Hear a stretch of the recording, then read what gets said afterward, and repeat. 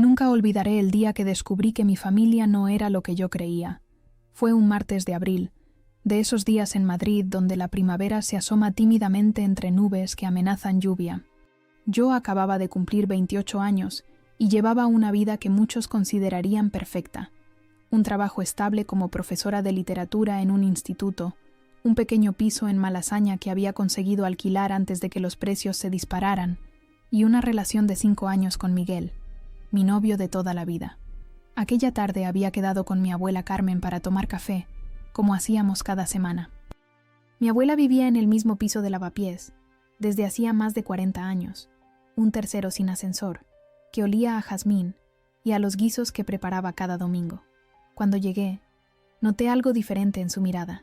Tenía esa expresión que ponía cuando estaba a punto de contarme algo importante, con sus ojos oscuros brillando como si guardaran todas las historias del mundo. «Pasa, Lucía», me dijo mientras me besaba en ambas mejillas. «He hecho torrijas tus favoritas». Me senté en el sofá desgastado que conocía desde niña, ese donde había pasado tardes enteras escuchando sus historias sobre la guerra civil y cómo conoció al abuelo Antonio. Aquel día, sin embargo, no hablaríamos del pasado lejano, sino de uno mucho más cercano y doloroso.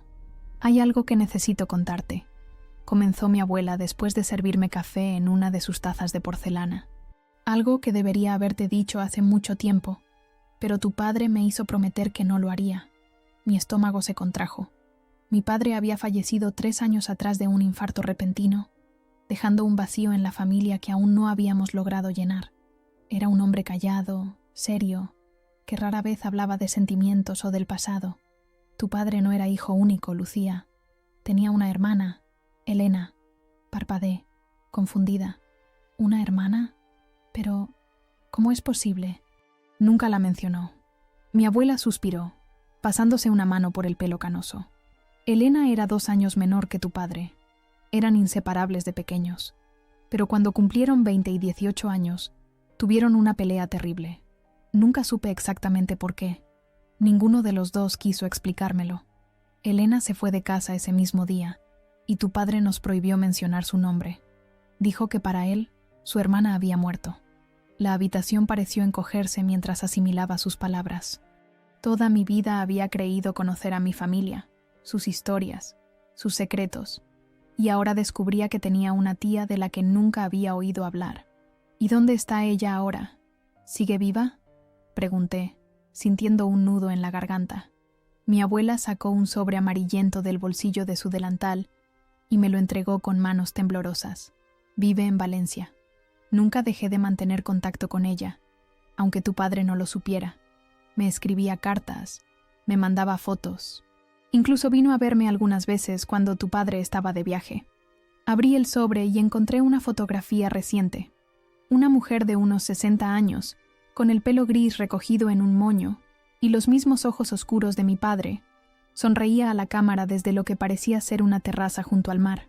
Había algo en su rostro que me resultaba familiar, como si hubiera visto un fantasma de mi propia sangre. Hace una semana me llamó, continuó mi abuela. Está enferma, Lucía. Cáncer. Los médicos le han dado 6 meses, quizás menos. Quiere conocerte antes de morir. Dejé la foto sobre la mesa y me levanté, necesitando moverme para procesar lo que estaba escuchando. Toda mi vida había sido una mentira, o al menos una verdad a medias. ¿Qué podría haber sido tan terrible para que mi padre borrara a su propia hermana de su vida, de nuestra historia familiar? ¿Por qué me cuentas esto ahora?, pregunté, sin poder evitar que mi voz sonara acusatoria. Los ojos de mi abuela se llenaron de lágrimas. Porque estoy cansada de secretos, hija.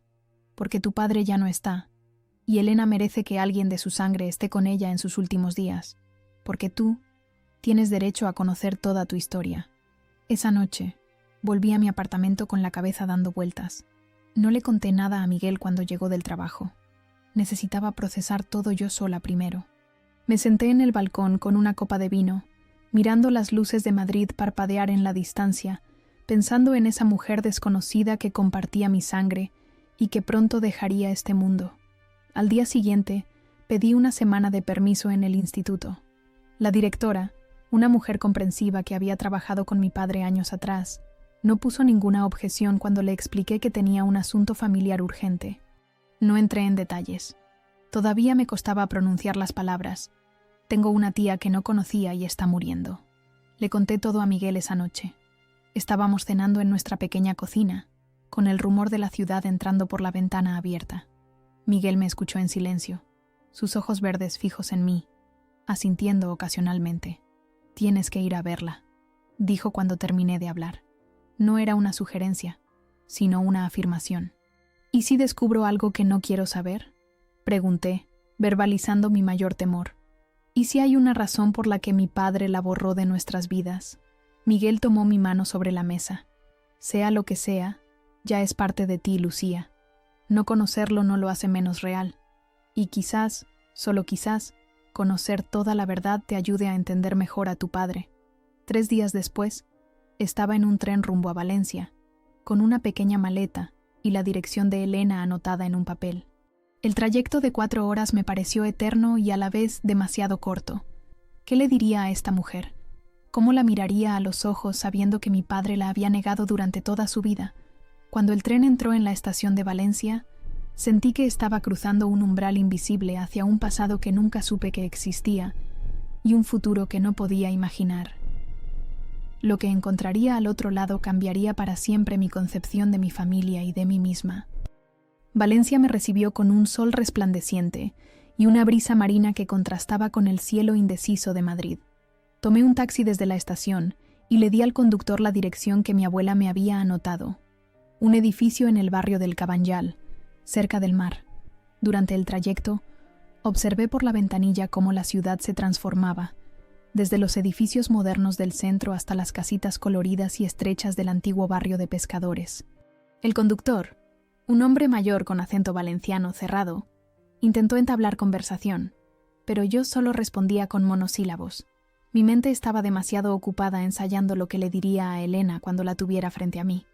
«Hola, soy Lucía, la hija de tu hermano». «No», demasiado directo.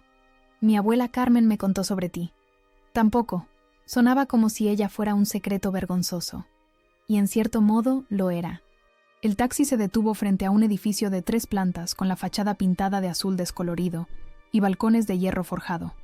Pagué al conductor y me quedé unos minutos en la acera, con mi pequeña maleta a los pies, reuniendo el valor para entrar. Finalmente, respiré hondo y crucé el portal. Elena vivía en el 2.º piso, puerta B. Subí las escaleras de mármol gastado, notando cómo mi corazón latía cada vez más rápido. Cuando llegué a su puerta, dudé por última vez antes de llamar al timbre. Un sonido melodioso resonó dentro del apartamento y luego escuché pasos acercándose. La mujer que abrió la puerta era más baja de lo que parecía en la fotografía, pero sus ojos eran exactamente como los recordaba, oscuros, profundos, idénticos a los de mi padre. Me miró unos segundos y luego su rostro se iluminó con una sonrisa que me resultó dolorosamente familiar. «Lucía», dijo, y no era una pregunta. «Eres el vivo retrato de tu padre cuando tenía tu edad». No supe qué decir. Parte de mí quería abrazarla. Otra parte quería recriminarle por todos los años de ausencia, aunque sabía que no era justo. Ella pareció entender mi confusión porque simplemente se hizo a un lado. «Pasa, por favor. Te estaba esperando». El apartamento era pequeño pero luminoso, con ventanas que daban a una calle estrecha. Las paredes estaban cubiertas de libros y fotografías. Me fijé en una en particular, un joven que reconocí como mi padre, sonriendo junto a una chica adolescente que debía ser Elena. Se les veía felices, ajenos al abismo que se abriría entre ellos años después. «Siéntate, por favor», dijo Elena, señalando un sofá tapizado con tela floreada. «¿Quieres algo de beber? ¿Un café? ¿Un té? ¿Agua?» «Agua estaría bien». «Gracias», respondí, dándome cuenta de lo seca que tenía la garganta. Mientras ella iba a la cocina, examiné más detenidamente las fotografías. Había algunas de mi abuela Carmen, otras de lugares que no reconocía, y varias de una niña que fue creciendo en los distintos marcos hasta convertirse en una mujer joven. Elena regresó con 2 vasos de agua y siguió mi mirada. «Es mi hija, Marta, tu prima. Tiene 32 años y vive en Barcelona. Es arquitecta». Una prima. Otra revelación. Otra persona de mi sangre que había estado ahí fuera todo este tiempo sin que yo lo supiera. ¿Ella sabe de mí?, pregunté. Elena asintió. Siempre le hablé de su tío y de la prima que tenía en Madrid. Le dije que algún día, cuando las cosas se arreglaran, os conoceríais. Pero las cosas nunca se arreglaron, dije, sin poder evitar un tono amargo. Elena se sentó frente a mí, sus manos, con las mismas venas prominentes que las de mi padre en sus últimos años, descansando sobre su regazo. Noté que estaba más delgada de lo que parecía en la foto, con ese tipo de delgadez que viene con la enfermedad. No, nunca se arreglaron, admitió. Y ahora Fernando se ha ido, y yo pronto le seguiré, y hay tantas cosas que quedaron sin decir. Su voz se quebró ligeramente. ¿Por qué?, pregunté directamente. ¿Qué pasó entre ustedes que fue tan grave como para que mi padre te borrara de nuestras vidas? Ni siquiera sabía que existías hasta hace 3 días. Elena cerró los ojos un momento, como reuniendo fuerzas. Cuando los abrió, había determinación en su mirada. Es una historia larga y dolorosa, Lucía, y no sé si tengo derecho a contártela ahora que tu padre no está para dar su versión, pero has venido hasta aquí, y mereces saber la verdad. Se levantó lentamente y fue hasta una estantería de donde sacó una caja de madera tallada. Volvió a sentarse y la colocó sobre la mesa de centro entre nosotras. Esta caja contiene cartas, documentos y fotografías que explican por qué tu padre y yo nos distanciamos. Pero antes de abrirla, necesito que entiendas algo. Lo que pasó entre nosotros no tiene nada que ver contigo. Tu padre te quería, Lucía. De eso no tengo ninguna duda. Asentí, incapaz de hablar por el nudo que sentía en la garganta. Elena abrió la caja y sacó una fotografía antigua. En ella se veía a un hombre joven con uniforme militar, de pie junto a una mujer embarazada. Estos son nuestros padres, tus abuelos. La foto es de 1962, poco antes de que naciera tu padre. Nuestro padre, Alejandro, era militar. Servía en el ejército franquista. Tu padre nació en un cuartel militar en Sevilla. Tomé la fotografía, estudiando los rostros de estos abuelos que nunca conocí. Mi padre apenas hablaba de ellos. Solo sabía que habían muerto antes de que yo naciera. Nuestro padre era un hombre severo, con ideas muy rígidas, continuó Elena. Creía firmemente en el régimen, en la disciplina, en cierta idea de España. Cuando tu padre y yo éramos pequeños, vivíamos bajo sus reglas estrictas. La más mínima desobediencia se pagaba cara. Sacó otra fotografía, esta vez de 2 niños, un niño y una niña, sentados formalmente en lo que parecía ser un estudio fotográfico. Tu padre me protegía, siempre. Cuando yo hacía algo mal, él asumía la culpa. Cuando padre levantaba la mano, Fernando se interponía. Éramos inseparables. Nos teníamos el uno al otro contra el mundo. Las imágenes que Elena evocaba eran muy diferentes a la del padre que yo había conocido. Un hombre tranquilo, reservado, que nunca levantaba la voz ni mostraba sus emociones. ¿Qué cambió?, pregunté. ¿Por qué dejaron de hablarse? Elena sacó un recorte de periódico amarillento y me lo entregó. Era de 1982, y el titular decía: «Detenidos 3 estudiantes por participación en manifestación ilegal». Uno de los nombres mencionados en el artículo era el de Elena Suárez Martín. Yo estaba en la universidad, estudiando periodismo. Era la época de la transición. Todo parecía posible. Me unía a movimientos estudiantiles de izquierda. Participaba en manifestaciones, repartía panfletos. Nuestro padre ya había fallecido para entonces, pero su sombra seguía sobre nosotros. Tu padre había seguido el camino que papá había trazado para él. Carrera militar primero, aunque luego la dejó por la enseñanza, pero seguía siendo el hijo obediente, el que mantenía las tradiciones. Elena hizo una pausa para beber agua. Noté que le costaba hablar, como si cada palabra le exigiera un esfuerzo físico. Cuando me detuvieron, llamé a Fernando. Vino a la comisaría, pagó la fianza, me llevó a casa. Durante el trayecto no dijo ni una palabra. Una vez en casa, explotó. Me dijo que estaba deshonrando la memoria de nuestro padre, que me estaba poniendo en peligro, que era una inconsciente. Discutimos como nunca antes. Le dije cosas horribles, que era un cobarde, que seguía dejando que papá lo controlara incluso desde la tumba. Él me respondió que no volviera a buscarlo si me metía en más problemas. ¿Y eso fue todo?, pregunté incrédula. ¿Una discusión política? Elena negó con la cabeza. No, eso fue solo el principio. Lo peor vino después. Elena se levantó con cierta dificultad y se acercó a la ventana. La luz del atardecer valenciano dibujaba su silueta frágil, haciendo más evidente los estragos de la enfermedad. Permaneció así unos minutos, como si estuviera reuniendo fuerzas para continuar con su relato.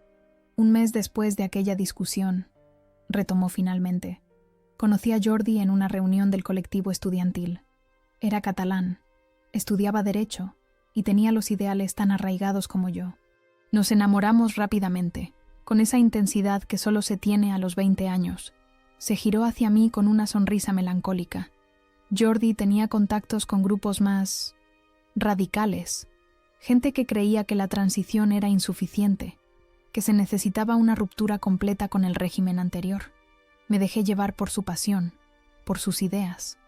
Empecé a involucrarme en acciones más comprometidas. Nada violento, aclaró rápidamente, pero sí al borde de la legalidad. Pintadas, ocupaciones, manifestaciones no autorizadas. Volvió a sentarse frente a mí, sus ojos fijos en mis manos, que se parecían tanto a las de mi padre. Una noche de noviembre, Jordi me pidió un favor. Necesitaba esconder unos documentos en mi casa por unos días. No me dijo qué eran exactamente, solo que eran importantes y que no podían caer en manos equivocadas. Acepté sin hacer preguntas. Confiaba en él. Hizo una pausa para tomar otro sorbo de agua. Sus manos temblaban ligeramente. 3 días después, la policía irrumpió en mi apartamento. Alguien había dado el soplo.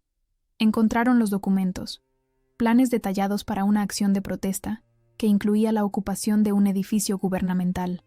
Había nombres, fechas, asignaciones. Me detuvieron inmediatamente. ¿Y Jordi?, pregunté, absorbida por la historia. Una sombra cruzó el rostro de Elena. Desapareció. Supe después que había huido a Francia. Nunca más volví a verlo ni a saber de él. Se inclinó hacia la caja y sacó un documento oficial con el sello del juzgado. Esta vez la cosa era seria. No era una simple detención por participar en una manifestación. Hablaban de asociación ilícita, de conspiración. Podía enfrentarme a años de cárcel. Mi madre estaba destrozada. ¿Y Fernando? Su voz se quebró. Fernando tuvo que venir a identificarme a la comisaría. Nunca olvidaré su cara cuando entró. No había rabia ni decepción, solo un profundo dolor. Me entregó el documento y vi el nombre de mi padre como fiador. Había pagado una cantidad considerable para que su hermana pudiera esperar el juicio en libertad.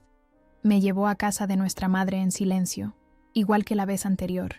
Pero esta vez, cuando llegamos, me sentó en la cocina y me dijo algo que nunca he podido olvidar. Has puesto en peligro todo por lo que he trabajado, Elena. Mi carrera, mi futuro. ¿Sabes lo que significa para un profesor tener una hermana acusada de conspiración contra el Estado? ¿Has pensado en alguien más que en ti misma? Las palabras de mi padre resonaron en mí con dolorosa familiaridad.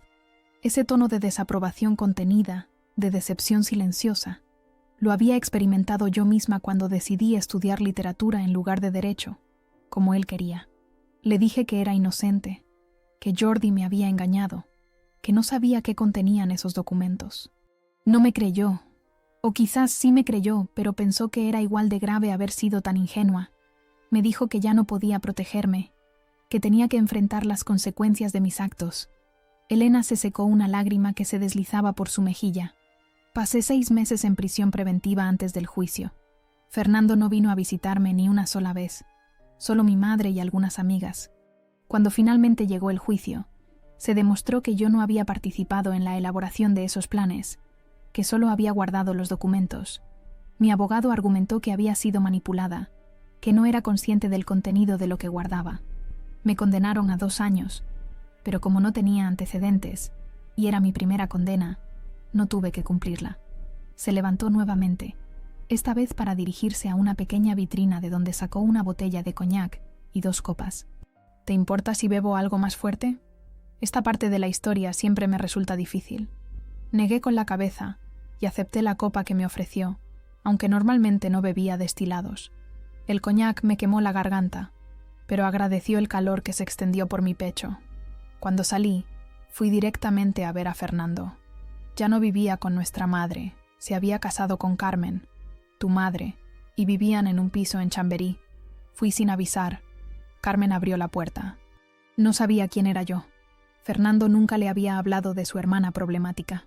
Dio un largo trago a su copa antes de continuar. Tu madre fue amable. Me invitó a pasar. Fernando estaba en el salón, corrigiendo exámenes. Cuando me vio, se quedó paralizado. Carmen notó la tensión y nos dejó solos. Le pedí perdón. Le dije que había sido una estúpida, que había aprendido la lección, que quería recuperar a mi hermano. ¿Sabes qué me respondió? No necesitaba que me lo dijera. Podía imaginar perfectamente a mi padre, con su rostro severo y su voz controlada. Me dijo: «Ya no tengo una hermana, Elena. Mi hermana murió el día que decidió que sus ideales políticos eran más importantes que su familia. Ahora tengo una esposa. Pronto tendré hijos. No quiero que mi pasado les afecte. Te pido que no vuelvas». El silencio que siguió fue tan denso que podía palparse. Miré la copa en mis manos, viendo cómo la luz del atardecer se reflejaba en el líquido ámbar. «Salí de allí destrozada», continuó Elena. «Volví al apartamento que compartía con unas amigas y pasé días sin salir de la cama. Cuando por fin me levanté, tomé una decisión. Si mi hermano quería borrarme de su vida, yo respetaría su decisión. Pero no me quedaría en Madrid para ser un fantasma, para cruzarme con él por la calle y ver cómo me ignoraba. Conseguí trabajo en un periódico local en Valencia y me mudé. Empecé de cero. ¿Y nunca intentaste contactar con él de nuevo?», pregunté, aunque ya intuía la respuesta. Elena negó con la cabeza. «Solo una vez, cuando nació Marta. Le envié una foto de la niña con una nota que decía: «Tienes una sobrina. Se llama Marta. Es lo más bonito que he hecho en mi vida». Nunca respondió. «Pero mantuviste contacto con la abuela», comenté, recordando las cartas y fotos que mi abuela había guardado durante años. «Sí, tu abuela Carmen es una mujer extraordinaria. Nunca juzgó, nunca tomó partido. Nos quería a los dos y se negó a elegir. Nos veíamos en secreto. Ella venía a Valencia o yo iba a Madrid cuando sabía que tu padre estaría fuera. Me contaba sobre ti, sobre cómo crecías, lo inteligente que eras. Tengo fotos tuyas que ella me enviaba. Siempre fuiste parte de mi vida, aunque yo no pudiera ser parte de la tuya». Dejó la copa vacía sobre la mesa y suspiró profundamente. «Cuando me diagnosticaron el cáncer hace 8 meses, una de mis primeras llamadas fue a tu abuela. Le pregunté por Fernando y me contó que había fallecido. Lloré durante días, no por lo que habíamos perdido, eso lo había llorado muchas veces a lo largo de los años, sino por lo que ya nunca podríamos recuperar, las disculpas que nunca podría ofrecerle, el perdón que nunca podría recibir. Me acerqué a ella y, por primera vez desde que había llegado, tomé sus manos entre las mías. Estaban frías y huesudas, pero apretaron las mías con sorprendente fuerza. Y entonces pensé en ti», continuó Elena. «Pensé que quizás, a través de ti, podría hacer las paces con Fernando, que si tú me conocías, si escuchabas mi versión de la historia, algo de ese perdón podría llegar hasta él, donde quiera que esté ahora». Nos quedamos así, en silencio, mientras el sol terminaba de ponerse y la habitación se sumía gradualmente en la penumbra. Ninguna de las dos se levantó a encender la luz.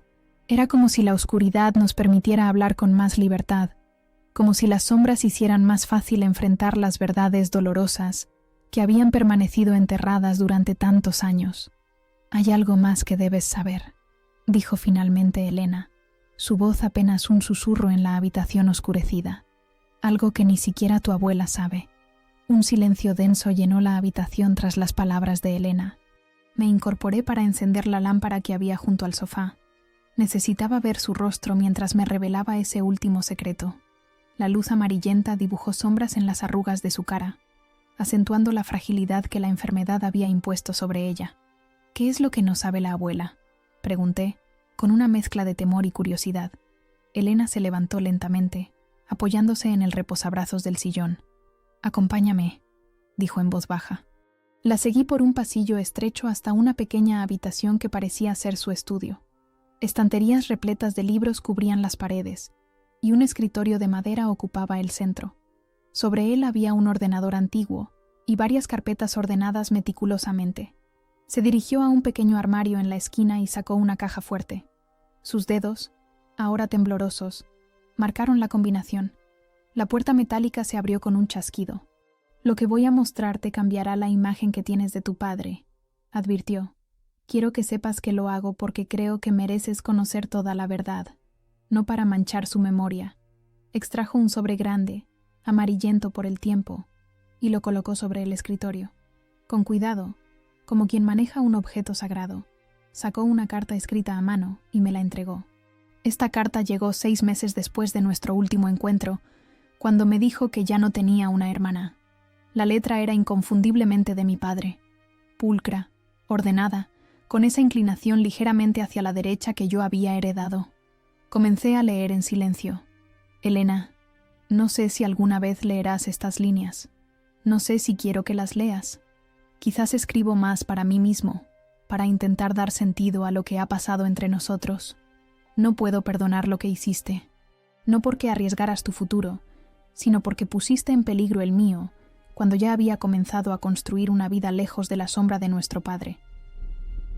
Quizás nunca entiendas lo que significó para mí romper con su legado, dejar la carrera militar que él trazó para mí, dedicarme a la enseñanza.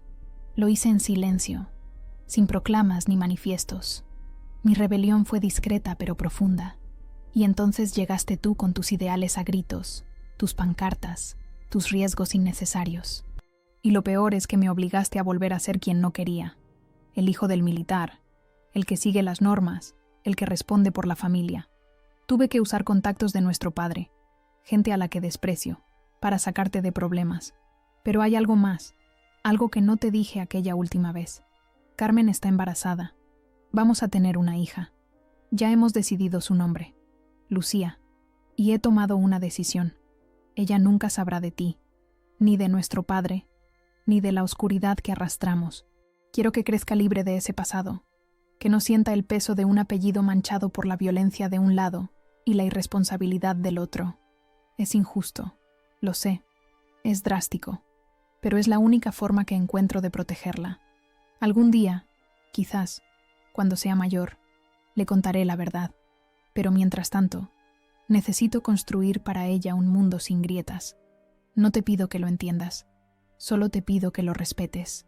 Fernando levanté la vista de la carta, sintiendo un nudo en la garganta.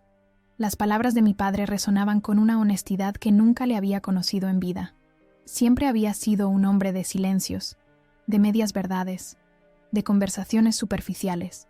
Ver su vulnerabilidad plasmada en esa carta me dejó sin aliento. «Esta no es la única carta», dijo Elena, señalando el sobre. «Hay más. Durante años tu padre me escribió sin enviarme las cartas. Me contaba sobre ti, sobre tu crecimiento, tus logros.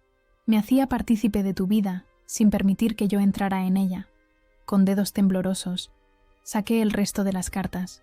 Había decenas, ordenadas cronológicamente.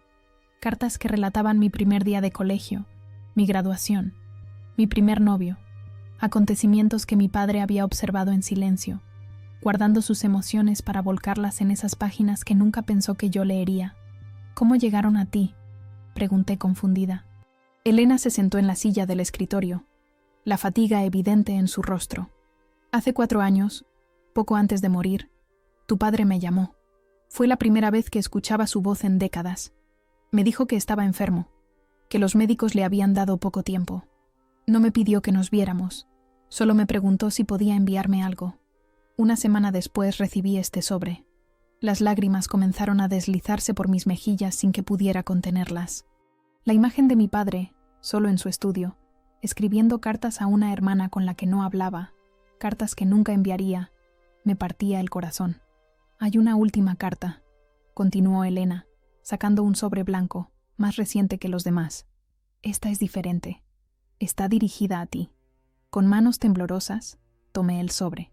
Mi nombre estaba escrito en el frente, con la letra de mi padre. Lo abrí con cuidado y desplegué la única hoja que contenía. «Querida Lucía, si estás leyendo esto, significa que has conocido a tu tía Elena y que yo ya no estoy. Significa también que he fracasado en mi intento de protegerte del pasado de nuestra familia, o quizás que finalmente He tenido el valor de hacer lo correcto. Te he mentido durante toda tu vida, por omisión más que por acción. Te he privado de conocer a una parte de tu familia por miedo a que las sombras que nos perseguían te alcanzaran también a ti. Hoy sé que fue un error. Elena es una mujer extraordinaria. Su único pecado fue ser valiente cuando yo no supe serlo. Defender sus convicciones cuando yo escondí las mías. La castigué por recordarme mis propias cobardías, por ser el espejo en el que no quería mirarme. No sé si podréis conoceros algún día. No sé si ella querrá perdonar tantos años de silencio, pero si lo hacéis, si lees estas líneas estando ella presente, quiero que sepas que tu tía siempre fue parte de ti, aunque tú no lo supieras. Hablé de ti en cada carta que nunca envié. Compartí tu vida con ella en palabras que quedaron atrapadas en un cajón. Fue mi forma cobarde de mantener vivo el vínculo que yo mismo había roto. Perdóname por las mentiras. Perdóname por haberte negado una familia más grande, por haber elegido el silencio en lugar de la verdad. Creí que te protegía, pero quizás solo me protegía a mí mismo. Te quiere. Papá. Dejé caer la carta sobre mi regazo y rompí a llorar sin contención. Elena se acercó y me abrazó. Fue un abrazo torpe al principio, el abrazo de dos extrañas unidas por la sangre y separadas por décadas de secretos. Pero poco a poco se volvió más natural, más necesario. Tu padre era un hombre complicado, dijo Elena cuando nos separamos. Llevaba el peso del pasado sobre sus hombros. Nuestro padre, el militar franquista, nos marcó a los dos de formas diferentes. Yo me rebelé abiertamente. Él lo hizo en silencio. Ninguno de los dos caminos estuvo libre de consecuencias. Me sequé las lágrimas con el dorso de la mano. ¿Por qué no me buscaste cuando él murió? ¿Por qué esperar a estar enferma? Elena suspiró. Quizás soy más parecida a tu padre de lo que me gustaría admitir. También tuve miedo. Miedo de que me rechazaras, de que me culparas por la separación. Y después... Bueno, el tiempo pasa más rápido de lo que creemos. Cada día pensaba, mañana la llamaré, hasta que el mañana se convirtió en meses, y los meses en años. Nos quedamos en silencio, asimilando todo lo que acababa de descubrir. Fuera, la noche valenciana latía con el rumor del mar cercano. Dentro, dos mujeres marcadas por los mismos secretos intentaban reconstruir los puentes que un hombre había quemado, y luego, demasiado tarde, había intentado reparar. ¿Puedo quedarme con las cartas?, pregunté finalmente. Elena asintió. Son tuyas. Siempre lo fueron. Esa noche dormí en el cuarto de invitados de Elena, una habitación pequeña pero acogedora, con un ventilador de techo que giraba perezosamente dispersando el calor húmedo de la costa. Me acosté tarde, después de pasar horas leyendo las cartas de mi padre. Cada página revelaba a un hombre que nunca conocí, vulnerable, reflexivo, capaz de expresar emociones que en vida siempre mantuvo contenidas. En una carta fechada el día de mi 16º cumpleaños, mi padre escribía sobre lo orgulloso que estaba de mi discurso en el concurso de debate del instituto, cómo había defendido la importancia de la memoria histórica con una pasión que, según él, había heredado de Elena. «Tiene tu fuego», escribió, «pero espero que nunca tenga que pagar por él como tú lo hiciste». A la mañana siguiente, me despertó el olor a café recién hecho y el sonido de platos en la cocina. Me vestí rápidamente y encontré a Elena preparando el desayuno. Llevaba un pañuelo de seda azul cubriendo su cabeza, donde el tratamiento había dejado claros en su pelo canoso. A pesar de la enfermedad, se movía con una energía sorprendente. «Buenos días», dijo al verme. «¿Café?». Asentí y me senté a la mesa. Frente a mí colocó una taza humeante, unas tostadas y un plato con tomate rallado y aceite de oliva. El desayuno típico valenciano. «¿Has dormido bien?», preguntó, sentándose frente a mí con su propia taza. «Sí, gracias. Me quedé hasta tarde leyendo las cartas». Elena asintió comprensiva. «Imagino que ha sido abrumador. Es como descubrir que tenía dos padres, el que conocí y el que escribía esas cartas. Nunca le vi expresar sus sentimientos así. Fernando siempre fue reservado, incluso de niño. Nuestro padre no toleraba las muestras de emoción, las consideraba debilidad. A mí me costó años de terapia aprender a expresar lo que sentía. Tu padre encontró su vía en esas cartas. Untando tomate en una tostada, me atreví a preguntar algo que me rondaba desde la noche anterior. ¿Por qué crees que nunca te las envió? Las cartas, quiero decir. Elena tomó un sorbo de café antes de responder. Creo que era su forma de mantener el control. Mientras las cartas estuvieran en su poder, podía mantener la ilusión de que la decisión de separarnos seguía siendo correcta. Enviarlas habría significado reconocer que se había equivocado, que necesitaba reconectar. Y al final te las envió. Al final entendió que se le acababa el tiempo. Es curioso cómo la muerte inminente aclara las prioridades.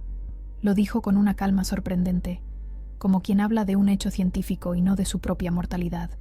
Me pregunté si yo tendría esa misma serenidad cuando mi hora llegara. ¿Cuánto tiempo te han dado los médicos? La pregunta salió sin filtro, y enseguida me arrepentí de mi brusquedad. Pero Elena no pareció ofenderse. 3 meses, quizás 4. El cáncer se ha extendido demasiado. Podría intentar otro ciclo de quimioterapia, pero solo alargaría lo inevitable a costa de la poca calidad de vida que me queda. Lo siento, murmuré, sintiéndome torpe. No lo sientas. He tenido una buena vida, Lucía. He amado. He luchado por lo que creía. He criado a una hija maravillosa. Y ahora te he conocido a ti. No todos tienen la suerte de cerrar tantos círculos antes de irse. Después del desayuno, Elena sugirió dar un paseo por el barrio. Si te parece bien, añadió. No tengo tanta energía como antes, pero me gusta caminar junto al mar por las mañanas. Recorrimos las callejuelas estrechas del Cabanyal, con sus fachadas coloridas y azulejos antiguos. Elena me explicaba la historia de cada rincón como quien presenta a viejos amigos. Me contó la lucha vecinal para salvar el barrio de la especulación inmobiliaria, cómo ella misma había participado en las protestas, escribiendo artículos en defensa del patrimonio histórico. Nunca dejaste de luchar por tus causas, comenté. Moderé mis métodos, pero no mis convicciones. Con los años entendí que hay muchas formas de resistencia. No todas requieren pancartas. Llegamos a la playa y nos sentamos en un banco frente al Mediterráneo. Era un día laborable y había poca gente. Algunos jubilados paseando, un grupo de turistas nórdicos tomando el sol, niños de alguna escuela cercana en excursión. Mi hija Marta viene mañana, dijo Elena tras un momento de silencio contemplativo. Está deseando conocerte. ¿Le has hablado de mí? Toda su vida. A diferencia de tu padre, yo nunca oculté la existencia de mi familia en Madrid. Marta creció sabiendo que tenía un tío y una prima, aunque nunca pudiera conocerlos. Un nudo se formó en mi garganta. Mientras yo crecía en la ignorancia, mi prima había sabido de mí toda su vida. ¿Nunca intentó buscarme? Lo sugirió varias veces, sobre todo cuando empezaron las redes sociales, pero yo le pedí que respetara la decisión de tu padre.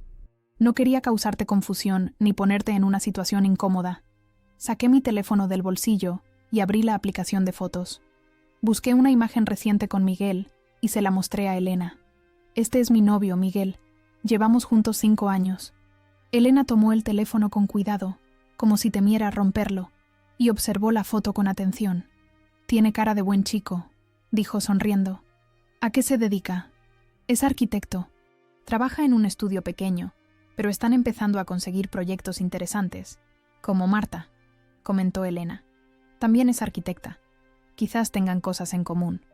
La idea de que mi novio y mi recién descubierta prima compartieran profesión me pareció una coincidencia significativa, como si el destino intentara tejer hilos entre nuestras vidas separadas. Tengo que llamar a la abuela, dije de repente. Debe estar preocupada. Apenas le dije dónde iba cuando salí de Madrid. Llámala, asintió Elena. Y si quieres, podrías decirle que estoy dispuesta a verla. Han pasado muchos años desde la última vez que nos encontramos en persona. De vuelta en el apartamento, marqué el número de la abuela. Contestó al segundo tono, como si hubiera estado esperando junto al teléfono. «¿Lucía? ¿Estás bien, hija?» «Estoy bien, abuela. Estoy con Elena en Valencia». Hubo un breve silencio al otro lado de la línea. Podía imaginar a mi abuela asimilando la confirmación de que había encontrado a su hija perdida. «¿Y cómo está ella?», preguntó finalmente, la voz ligeramente temblorosa. «Está enferma, abuela. Bastante enferma». No quise entrar en detalles por teléfono, pero el silencio que siguió me indicó que mi abuela entendía la gravedad. «Dice que le gustaría verte», añadí. «¿Podrías venir a Valencia?» «Reservaré un billete para mañana mismo», respondió sin dudar. Dame la dirección. Le dicté la dirección de Elena y quedamos en que me llamaría con los detalles de su llegada. Cuando colgué, encontré a Elena apoyada en el marco de la puerta, observándome. ¿Vendrá?, preguntó. Mañana. No ha dudado ni un segundo. Elena sonrió, pero pude ver que sus ojos se humedecían. Tu abuela siempre fue la más valiente de todos nosotros.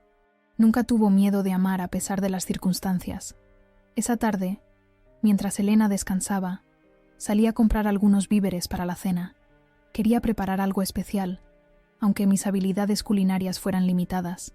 En el mercado local compré verduras frescas, arroz y marisco para intentar hacer una paella, el plato emblemático valenciano.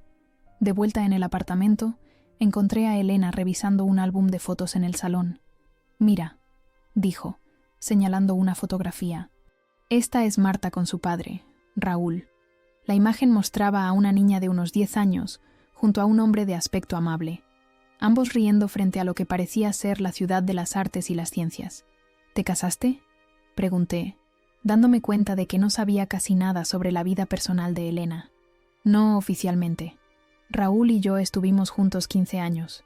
Era periodista como yo. Nos conocimos cubriendo unas elecciones municipales. Fue un buen hombre, un padre maravilloso para Marta. Falleció hace 8 años. Un accidente de tráfico». Colocó la mano sobre la fotografía con delicadeza, como una caricia a través del tiempo. «La vida está llena de pérdidas, Lucía. Algunas elegidas, como la separación con tu padre. Otras impuestas, como la muerte de Raúl. Lo importante es qué hacemos con el tiempo que nos queda entre esas pérdidas». Pasamos la tarde cocinando juntas. Resultó que mi intento de paella era bastante ambicioso para mis habilidades, pero Elena me guió con paciencia, explicándome cada paso, mientras el arroz se cocía a fuego lento, impregnando la cocina con el aroma del azafrán y el caldo de pescado. Hablamos de todo y de nada, de libros, de películas, de lugares que habíamos visitado. Era extraño lo fácil que resultaba conversar con ella, como si hubiéramos recuperado un vínculo que había estado dormido, pero nunca realmente roto. En algunos gestos, en ciertas expresiones, reconocía a mi padre, pero también veía rasgos que había heredado directamente de ella. La forma de mover las manos al hablar, cierta inclinación de la cabeza cuando algo me intrigaba. La mañana siguiente amaneció con un cielo despejado y una brisa suave que mecía las cortinas de mi habitación. Me desperté temprano, con esa mezcla de nerviosismo y expectación que producen los días importantes. La abuela Carmen llegaría en el tren de las 11, y Marta tenía previsto aparecer poco después del mediodía. Encontré a Elena en la cocina, preparando una masa que olía a canela y limón. «Magdalenas», explicó al ver mi mirada curiosa, «la receta de mi madre. A tu abuela siempre le encantaron». Me ofrecí a ayudarla, pero me dijo que era algo que necesitaba hacer sola. «Es terapéutico», añadió con una sonrisa. Como un ritual. La observé trabajar, sus manos moviéndose con la seguridad que da la repetición de un gesto 1000 veces realizado.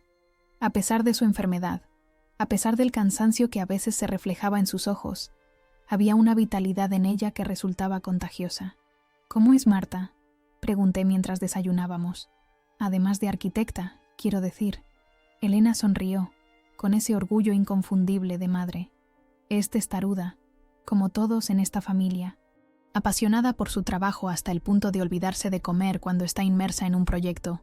Le encanta viajar, especialmente a lugares con arquitectura interesante, y tiene un sentido del humor bastante ácido que ha sacado de su padre». Hizo una pausa, como considerando qué más añadir. «También es increíblemente leal. Cuando Raúl murió, dejó su trabajo en un estudio importante de Barcelona para volver a Valencia y estar cerca de mí durante unos meses. Luego, cuando vio que yo estaba bien, regresó, pero desde entonces viene cada 2 semanas sin falta». «Parece una buena persona», comenté. «Lo es. Creo que os caeréis bien. Tenéis más en común de lo que imaginas». A las 11 menos cuarto salimos hacia la estación. Elena insistió en venir conmigo, aunque le sugerí que quizás debería descansar para el encuentro. «He esperado demasiado tiempo este momento como para retrasarlo ni un minuto más», dijo con determinación.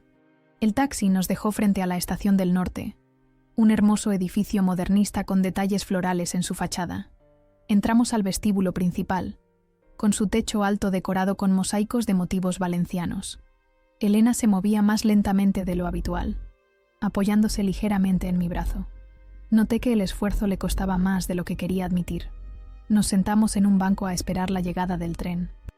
A nuestro alrededor, la estación bullía de actividad. Turistas con maletas, trabajadores de camino a sus oficinas, estudiantes con mochilas. La vida en su fluir constante, ajena al pequeño drama familiar que estaba a punto de desarrollarse. «Tengo miedo», confesó Elena de repente, su voz apenas audible entre el ruido de la estación. La miré sorprendida. Hasta ahora solo había mostrado fortaleza. «¿De qué?», pregunté, tomando su mano. «De que sea demasiado tarde. De que hayamos perdido demasiado tiempo. De que tu abuela me mire y solo vea a una extraña. La abuela nunca dejó de quererte», le aseguré. «Guardaba tus cartas, tus fotos. Hablaba de ti, aunque fuera en susurros cuando mi padre no estaba cerca». Elena apretó mi mano, agradecida. En ese momento, los altavoces anunciaron la llegada del tren procedente de Madrid. Nos pusimos de pie, Elena con cierta dificultad, y nos acercamos al andén. El tren entró en la estación con un chirrido de frenos. Las puertas se abrieron y comenzaron a bajar pasajeros. Busqué entre la multitud hasta que la vi. Mi abuela Carmen, con su pelo blanco recogido en un moño, vestida con una sencilla blusa azul y pantalones blancos, cargando una pequeña maleta de ruedas. Nuestras miradas se cruzaron y levantó la mano para saludarme. Comenzó a caminar hacia nosotras, pero entonces vio a Elena. Se detuvo en seco, como si hubiera visto un fantasma. Por un instante terrible, pensé que daría media vuelta y se marcharía. Pero entonces dejó caer la maleta y corrió. Sí, corrió, a sus 78 años, hacia nosotras. Las dos hermanas se fundieron en un abrazo que parecía contener todas las palabras no dichas, todos los años perdidos, toda la distancia que ahora, por fin, se desvanecía. No hablaron, no hacía falta, solo se abrazaron, meciéndose ligeramente, mientras yo las observaba con un nudo en la garganta. Cuando finalmente se separaron, vi que ambas lloraban. Mi abuela acunó el rostro de Elena entre sus manos, como estudiando los cambios que el tiempo había tallado en sus facciones. «Mi niña», murmuró. «Mi niña». Elena sonrió a través de las lágrimas. «Ya no soy una niña, Carmen. Para mí siempre lo serás. Tú y Fernando, mis niños». El nombre de mi padre flotó entre nosotras como un recordatorio de la ausencia que nunca podría ser llenada. Pero en lugar de traer tristeza, pareció sellar el círculo, completar la historia. De regreso al apartamento, las dos hermanas iban en el asiento trasero del taxi, hablando en voz baja, poniéndose al día sobre pequeños detalles cotidianos, como si intentaran reconstruir el puzzle de sus vidas separadas pieza a pieza. Yo iba delante, junto al conductor, dándoles el espacio que necesitaban para ese reencuentro íntimo. Marta llegó poco después de la 1. El timbre sonó mientras Elena enseñaba a mi abuela las reformas que había hecho en el apartamento. Fui yo quien abrió la puerta. Frente a mí estaba una mujer de mi edad, con el pelo castaño recogido en una coleta alta y ojos oscuros que me estudiaron con curiosidad. Llevaba vaqueros, una camiseta simple y una chaqueta ligera, y cargaba una mochila al hombro. «Tú debes ser Lucía», dijo con una sonrisa. «Yo soy Marta». Nos quedamos un momento mirándonos, buscando en la otra los rasgos familiares, las señales de la sangre compartida. Luego, sin pensarlo, nos abrazamos. Fue un abrazo espontáneo, sincero, como si de alguna manera nos hubiéramos estado esperando toda la vida. El almuerzo fue una mezcla de celebración y melancolía. Elena había preparado una fideuá, la versión valenciana de la paella pero con fideos en lugar de arroz. La mesa del comedor, pequeña para 4 personas, nos obligaba a estar muy juntas, nuestros codos rozándose ocasionalmente, creando una intimidad forzada que, sorprendentemente, no resultaba incómoda. La conversación fluyó naturalmente. Marta contaba anécdotas de su infancia. Mi abuela recordaba episodios de cuando Elena y mi padre eran pequeños. Yo compartía historias sobre mi trabajo en el instituto. Elena permanecía más callada, observándonos con una expresión de serena felicidad, como si contemplara la materialización de un sueño largamente acariciado. Después del postre, las magdalenas que Elena había preparado por la mañana, mi abuela sacó de su bolso un sobre. Encontré esto entre las cosas de Fernando después de que muriera, dijo, entregándoselo a Elena. Nunca lo abrí. Creo que es para ti. Elena tomó el sobre con manos temblorosas. Lo abrió con cuidado y extrajo una fotografía. La miró en silencio durante un largo momento y luego nos la mostró. Era una imagen antigua, en blanco y negro. Mostraba a 2 niños sentados en el bordillo de una acera, comiendo helados, riendo hacia la cámara. Elena y mi padre, quizás con 8 y 10 años. Recuerdo ese día, dijo Elena con voz quebrada. Estábamos en Alicante, de vacaciones.